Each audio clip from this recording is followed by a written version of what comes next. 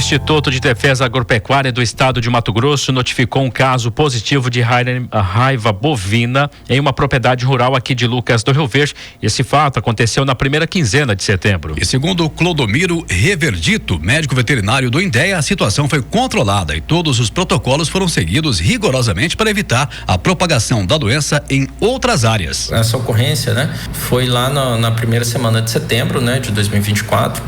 Onde um médico veterinário foi fazer um autônomo, foi fazer um atendimento, a chamada do produtor, onde ele tinha um animal que estava apresentando um comportamento de quedas, de desorientado, e cambaleante. E ele chamou esse veterinário, o veterinário olhou, examinou o animal, visualmente, e suspeitou por conta de alguns sinais clínicos como a cialorreia, que o animal estava babando muito, muita produção de saliva, e ele acionou nós do serviço oficial com uma suspeita de raiva.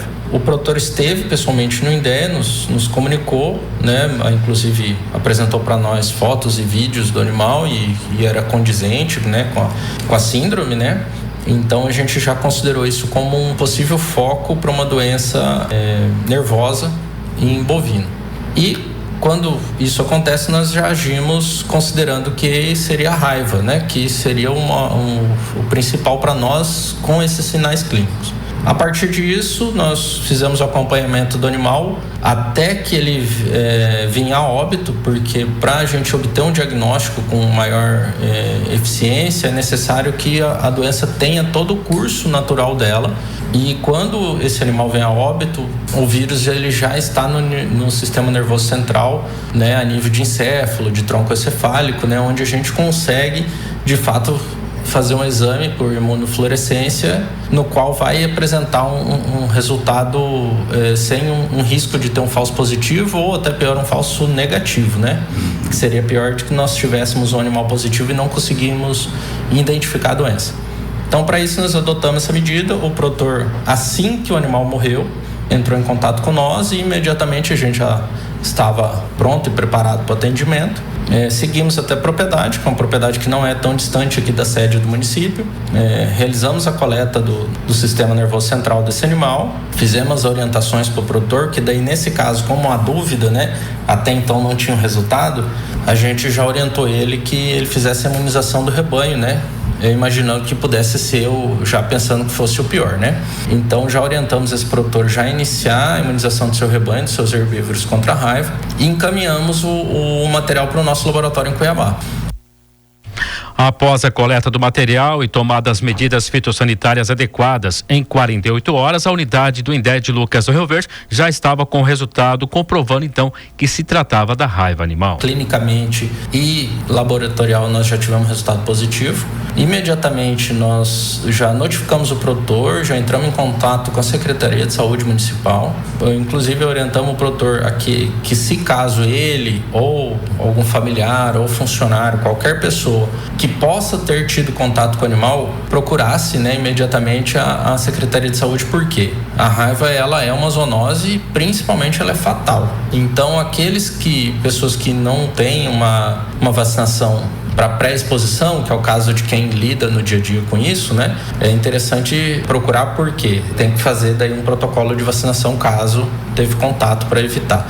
Que seria semelhante quando, por exemplo, alguém é mordido por um cachorro que não tem um histórico, seria semelhante a isso. E feito isso, nós traçamos uma estratégia nas propriedades circunvizinhas, estabelecemos um raio considerando a geografia do local e notificamos também os produtores em volta, aqueles que tinham animais suscetíveis. Por quê?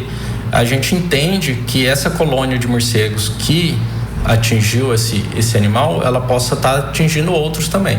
Então, a partir desse momento, toda essa área passou a ser obrigada a vacinar. A vacinação contra a raiva, ela não é obrigatória por si só, a não ser que tenha foco, que foi o caso.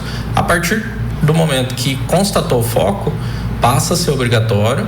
E aí todos esses produtores ali na redondeza foram notificados a fazer vacinação e reforço em 30 dias. Os produtores notificados já estão na fase de realizar a segunda dose da vacina, reforçando assim o sistema imunológico. Novos casos de raiva animal não foram registrados, como acrescentou aí Clodomiro. Até então nós não tivemos mais nenhuma notificação de outro caso semelhante naquela região. Temos feito monitoramento, estamos visitando propriedades ali naquela região, mas a princípio nenhuma informação de qualquer outro sinal clínico animal ou qualquer mortalidade. Mas estamos vigilantes, né? A equipe aqui do INDEA de Lucas do Rio Verde está atento quanto a isso e temos orientado também aqueles produtores que alguns produtores até que estava fora do raio que nós consideramos, nos procurou e pediu orientação se deveria ou não vacinar. Então, como nesse caso, estando fora do raio optativo, né, orientamos que, se achasse necessário, fizesse, né, até pelo custo da vacina, não ser um custo tão elevado, custo-benefício mediante você salvar um animal, né, é uma coisa importante de desconsiderar. E aí nós estamos agora já na reta final de conclusão desse foco, mas foi assim que se deu. Clodomiro também destacou a importância de os produtores rurais estarem atentos aos sinais da doença. Entre os sintomas estão andar descoordenado, rigidez dos membros, produção excessiva de saliva e também isolamento do animal em relação ao rebanho. Ele perde um pouco do controle ali dos membros posteriores, talvez é o primeiro sinal. Isso vai evoluindo com a ascendência do vírus na medula cervical do animal. Ele começa a ter mais dificuldade respiratória, ele vai entrar em decúbito, né, que ele vai cair, vai ficar deitado em lateral, né? Os membros vão ficando rígidos, começando os membros posteriores vão ficando rígidos, membros anteriores vai apresentar o pistótono, que é uma rigidez do pescoço. O animal fica com o pescoço firme, né? Muito rígido, né? Para cima. Ele tem sinais nervosos. O animal acaba tendo fotofobia, audiofobia. Ele acaba se excluindo do bando, ele não fica perto do bando. Outro sinal característico também é cialorreia, que é a produção excessiva de saliva. Então, falando no jargão popular, seria um animal babar muito. Então, você vai olhar um animal que vai estar espumando a boca, vai estar produzindo muita saliva. Com isso, ele estando deitado, movimentos de pedalagem, o vírus vai afetando de tal maneira que ele vai tendo dificuldade respiratória e isso aí vai evoluindo até a morte. O curso clássico dessa doença é em torno de a partir de 7 dias a 14 dias. Tem relatos já de alguns casos que a partir de 3 dias já começam sinais clínicos. Então, assim, a gente nota que, de acordo com a carga viral que esse animal recebe, ele pode ser uma reação muito mais rápida e mais severa. E um fator muito importante é que a raiva, ela não é uma enfermidade que o animal passa por um período de melhora. Ela só evolui, né, a doença em si evolui negativamente, né? Ela sempre só piora o caso do animal até a morte. Então é diferente de uma outra doença que daqui a pouco faz um anti-inflamatório e o animal melhora um pouco. Nesse caso da raiva não é isso. Então, assim, a grande orientação que fica para todo produtor rural, tratador, criador, qualquer pessoa que tenha contato é que, se identificou qualquer um desses sinais, não manuseie esse animal. 102 em pauta. Patrocínio Agrobágio, a sua concessionária John Deere e Novo Tempo, juntos para o novo por você.